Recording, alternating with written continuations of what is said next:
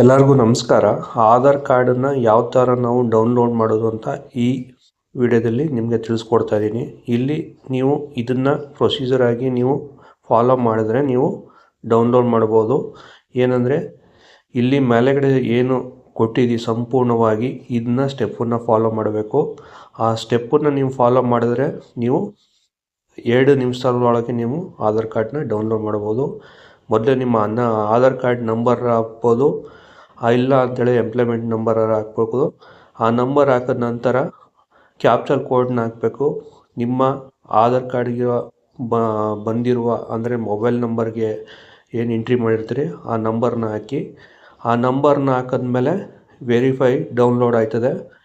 ಆ ಡೌನ್ಲೋಡ್ ಆದ PDF ನೀವು PDF ಡೌನ್ಲೋಡ್ ಮಾಡ್ಕೋಬೇಕು. ಮೊದಲಾಗಿ 4 ಅಕ್ಷರ ದೊಡ್ಡ ಅಕ್ಷರನೂ ಹಾಕಬೇಕು. ಎಕ್ಸಾಂಪಲ್ ನಾನು ಇಲ್ಲಿ ಒಂದು ವಿಡಿಯೋನ ತೋರಿಸ್ತಾ ಇದ್ದೀನಿ.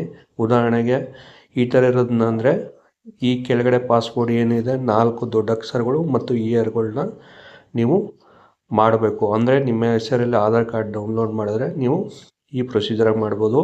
ಇಲ್ಲಾಂದರೆ ಮೊಬೈಲ್ ಅಪ್ಲಿಕೇಶನಲ್ಲಿ ಮೈ ಆಧಾರ್ ಅಂತ ಐತೆ, ಅಪ್ಲಿಕೇಶನ್ಗೆ ಹೋಗಿ ನೀವು ಡೈರೆಕ್ಟಾಗಿ ನೀವು ಡೌನ್ಲೋಡ್ ಮಾಡ್ಬೋದು.